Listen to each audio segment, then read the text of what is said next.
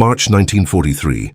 The skies above the Bismarck Sea were quiet, but the waters below were about to witness one of the most shocking moments of the Pacific War.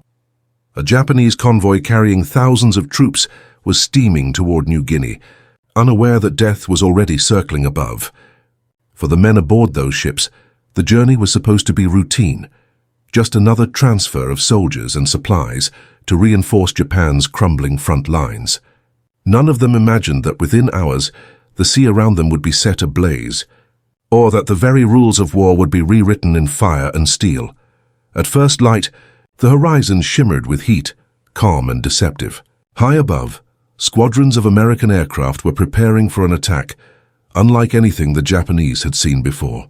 These weren't the slow, high-altitude bombers of the early war. The Americans had learned from bitter experience that traditional tactics simply didn't work against fast-moving convoys, protected by fierce anti-aircraft fire. What was coming now was something entirely new, low-level, lightning-fast assaults that turned bombers into flying predators. The aircraft leading the charge were modified, B-25 Mitchells, known among their crews as Strafers. Their noses no longer held glass for bomb aiming. Instead, they bristled with heavy machine guns, built to tear through ships and men alike. The pilots who flew them were trained to skim the ocean's surface, roaring in just meters above the waves, before unleashing storms of lead. It was a terrifying sight, and the Japanese had no defense against it. When the convoy was first spotted, American commanders saw an opportunity to deliver a decisive blow, a chance to cripple Japan's ability to reinforce its troops in New Guinea. Orders went out, coordinates were marked, and the attack plan was set in motion. The pilots knew this mission would be dangerous.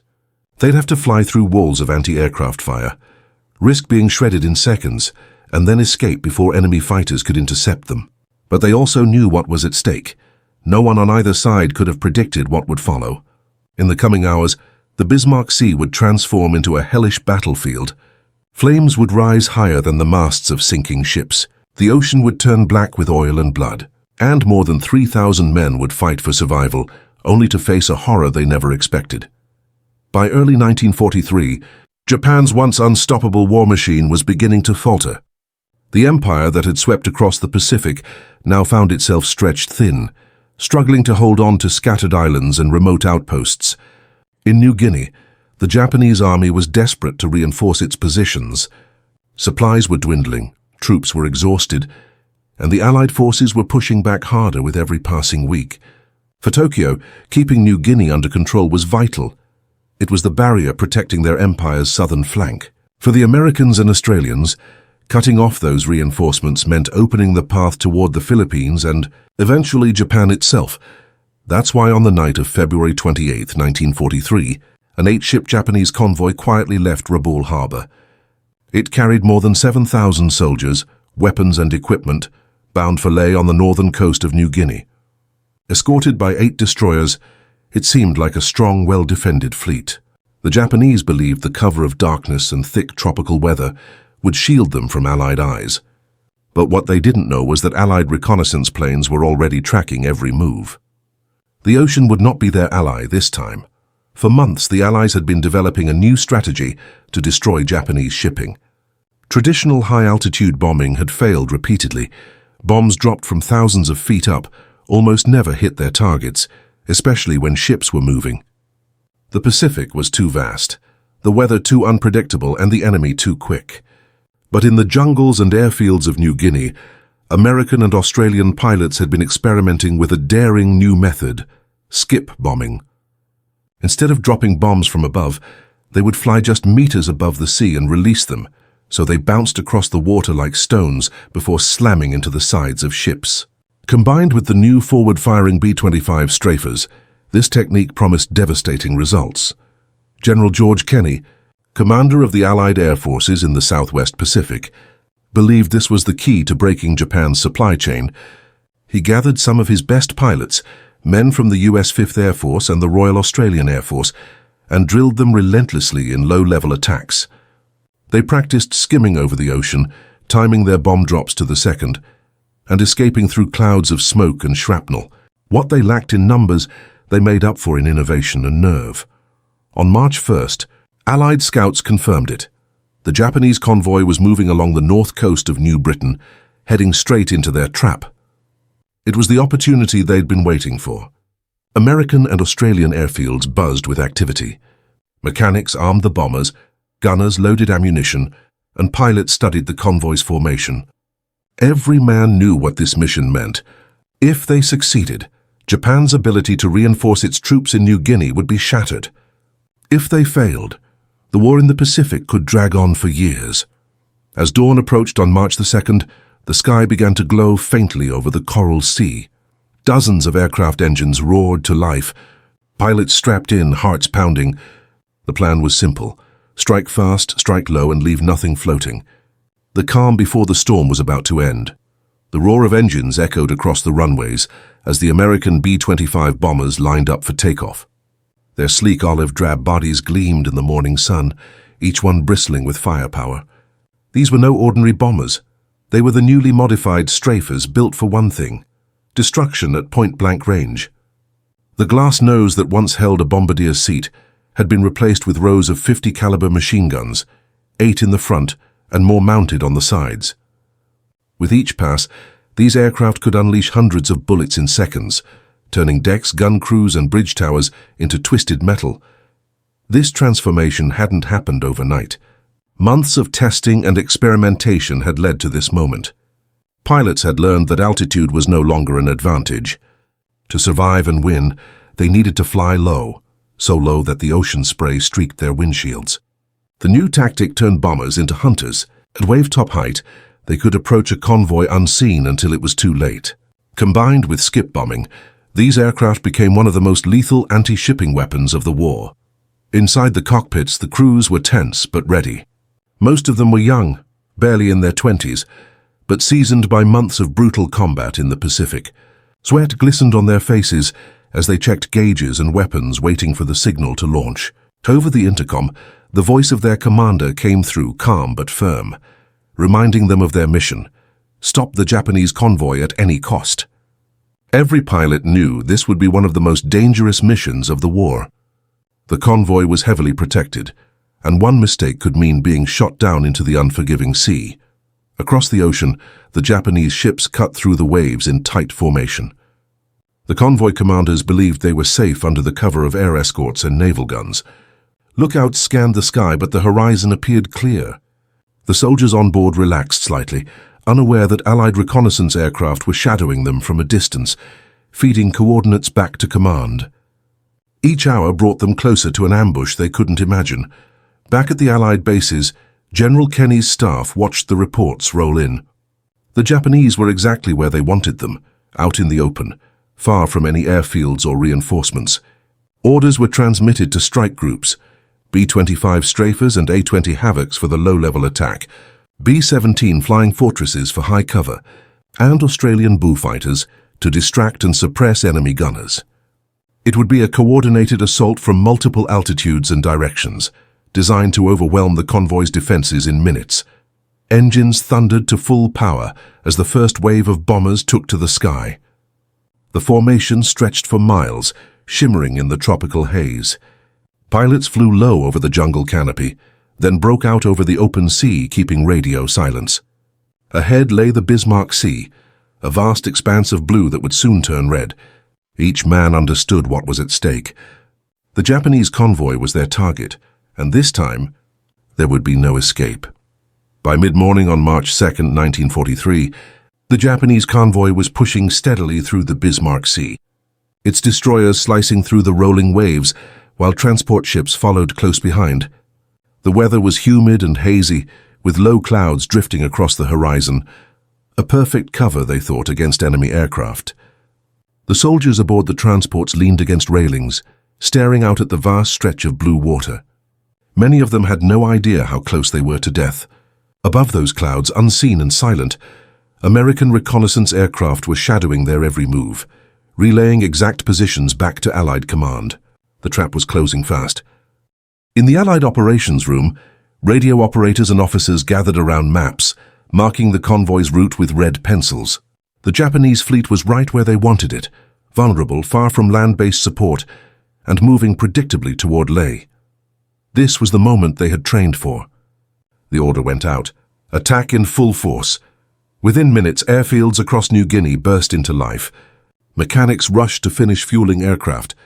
Armorers loaded bombs and ammunition, and pilots climbed into their cockpits, strapping in with steady hands and racing hearts. The first to move were the Australian Beaufighters.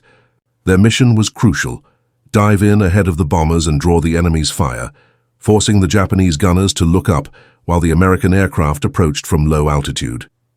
Flying in tight formation, the Beaufighters roared across the sea, their engines screaming as they closed the distance. Japanese lookouts spotted them just moments before the first attack began.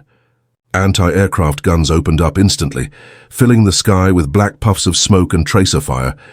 The Beaufighters dived through the storm, unleashing cannon bursts that tore into the decks of destroyers and transports, ripping through gun crews and bridges. The Japanese formation erupted into chaos. Then, from the opposite direction, the second wave appeared. B-17 flying fortresses descending from high altitude, their bomb bays already open. The heavy bombers dropped their loads through the clouds, and though the accuracy wasn't perfect, several hits were devastating. Explosions ripped through two transports, sending flames and thick smoke billowing into the air. Panic spread across the Japanese convoy as sailors scrambled to put out fires and steady their ships. But the real nightmare hadn't even begun yet. Flying just above the ocean's surface, the B-25 Strafers and A-20 bombers closed in. The pilots could now see the burning ships ahead, the flashes of gunfire, and the splashes of enemy rounds hitting the water around them. It was time to strike. The radio chatter was brief, going in low, and the formation split apart, each plane diving toward its target. The Japanese guns tried to adjust, but they were too slow. The Strafers opened fire first, their 8 forward guns spitting streams of fire that cut through everything in front of them. Ships that had moments earlier seemed powerful and secure now looked helpless under the relentless assault. The first low-level passes tore open hulls and shredded decks. Smoke, fire, and chaos swallowed the convoy as the full fury of the Allied attack descended from the sky. The first wave of low-flying B-25s came roaring in like a wall of thunder, skimming so close to the water that their propellers nearly kissed the waves. The pilots could feel the vibration of their engines shaking the cockpit, the salt spray splattering across the windshield as they lined up their runs. Ahead of them, the Japanese convoy was in complete disarray, ships turning wildly, anti-aircraft guns firing blindly into the sky, and plumes of black smoke rising where the earlier bombing runs had struck. The element of surprise was gone, but now it was all about speed, precision, and sheer aggression. The lead B-25, flown by Major Ed Larner, dived straight toward a large transport loaded with troops. His gunner opened up with a steady burst from the forward-mounted 50-caliber machine guns, ripping through the ship's bridge and gun emplacements. Japanese sailors scattered as the rounds tore across the decks. At less than 200 feet, Larner released 2 bombs. They skipped across the water like stones, slamming into the ship's hull before detonating in a blinding fireball. The explosion split the vessel in 2, sending debris and bodies flying into the air. As Larner pulled up sharply, his rear gunner sprayed another transport, keeping enemy gunners' heads down while the next wave closed in. The sea turned into a battleground of smoke and flame. Allied aircraft attacked in relentless waves, circling back for multiple passes. Every few seconds, another bomber streaked in low, unleashing torrents of machine gun fire that walked across the decks of transports and destroyers. Some of the Japanese gunners kept firing, even as their ships burned beneath them, refusing to abandon their posts. Others jumped overboard, diving into oil-slicked water in desperate attempts to escape the inferno. The coordination among the Allied pilots was almost flawless. PO fighters struck first to suppress the guns, the B-25s followed with strafing and skip bombing, and B-17s above dropped heavy ordnance to finish off crippled ships. The sea was filled with explosions and chaos, ships turning over, lifeboats crushed by falling debris, men screaming for help as waves swallowed them whole. The Japanese convoy that had started the day as a proud fleet now resembled a floating graveyard. Despite the heavy anti-aircraft fire, the low-level tactics worked better than anyone had dared to hope. Bombs that would have missed entirely from higher altitudes now struck home with terrifying accuracy. Within minutes, 4 transports and 2 destroyers were gone, swallowed by flames or sinking fast. Pilots flying through the smoke could smell burning oil and flesh, could see men clinging to floating wreckage as their comrades continued to fall around them. Radio chatter crackled through the headsets, reports of hits, casualties, and fuel running low. But even as some planes took damage, none turned back. Every Allied crew understood what this battle meant. The Japanese could no longer move freely across the Pacific. Their supply line was being shattered right before their eyes. As the last waves of B-25s turned for another run, the pilots could see the sea below them, glowing orange from the fires. It was a sight no one would ever forget, a once mighty convoy reduced to burning ruins, and the Bismarck Sea transformed into a place of death and smoke. By the afternoon of March 3rd, the Bismarck Sea had turned into a nightmare. The once orderly Japanese convoy was gone, replaced by a field of floating wreckage and burning oil slicks that stretched for miles. Smoke hung thick in the humid air, rising in dark columns that marked the graves of ships that had once been filled with men and ammunition. The sea, once calm and blue, now boiled with fire and debris. Shattered lifeboats drifted aimlessly, surrounded by the cries of survivors calling out for help that would never come. For the Japanese soldiers and sailors who managed to escape the sinking transports, the horror was only beginning. Many clung to pieces of wood, crates, and whatever debris they could find to stay afloat. The tropical sun beat down on them mercilessly as they bobbed helplessly in the waves, watching their comrades slip beneath the surface one by one. Oil coated their faces, the air stank of fuel and blood, and the sea was alive with fire. Sharks drawn by the scent began circling the wrecks. Some men tried to swim for distant islands, but exhaustion and wounds made survival almost impossible. Above them, Allied aircraft continued to circle. The pilots looked down through the haze, seeing hundreds, perhaps thousands of men scattered across the burning water. For a brief moment, the battlefield seemed silent. The bombers began to regroup, counting their losses, checking their ammunition. They had destroyed nearly every major ship in the convoy. The mission, by all measures, was a complete success. Yet something darker was about to unfold, something that would blur the line between victory and vengeance. As the Allied aircraft began their return passes, some crews received new instructions: target any remaining vessels, lifeboats and enemy survivors still attempting to reach land. The logic was brutal but clear. Many of those men could still regroup, rearm, and fight again. In the unforgiving arithmetic of war, the goal was total elimination of enemy forces. Soon, the B-25s and bow fighters banked low once more, their guns flashing as they swept over the sea. For the Japanese survivors, it was a vision from hell. Bullets tore through the water around them, lifeboats splintered apart, and men who had escaped drowning now faced another storm of fire. Some tried to wave makeshift flags or shout in desperation, but mercy had no place here. The sound of engines grew louder with every pass, followed by the deafening roar of machine guns. Within minutes, the survivors' cries were drowned out by the relentless hammering of gunfire. When the final waves of aircraft departed, silence slowly returned to the Bismarck Sea. The only sounds were the crackling of burning oil and the faint lapping of waves against floating wreckage. Of the more than 7,000 men who had set out from Rabaul, barely a few hundred would ever reach land again. The rest vanished into the sea, consumed by flames, bullets, and the unforgiving waters of the Pacific. What had begun as a military strike had become something far more haunting, a grim reminder that in total war, even survival could be a crime. When the smoke finally began to clear over the Bismarck Sea, the scale of destruction came into focus. The ocean was no longer a battlefield, but a graveyard. Thousands of bodies drifted among burning wrecks, tangled with life vests, wooden planks, and twisted metal. The Japanese convoy had been completely annihilated. Every transport ship was gone, most destroyers sunk or crippled beyond repair. The air still reeked of oil and gunpowder. It was a scene so horrifying that even the victorious Allied pilots, hardened by months of war, flew in stunned silence as they made their final passes. They had witnessed the full brutality of modern warfare, and it left a mark that none of them would ever forget. Below them, the few remaining survivors clung to the debris, their faces blackened with soot and salt. Many were wounded, some burned, and others too weak to move. They floated helplessly, scattered across miles of open sea. For them, survival meant only more suffering. With every passing hour, the tropical sun grew hotter, the thirst more unbearable, and the water more dangerous. Sharks feasted freely among the wreckage. Those who tried to swim toward distant islands soon realized there was no escape. The Bismarck Sea had become a floating tomb. Back at Allied headquarters, radio messages began to come in.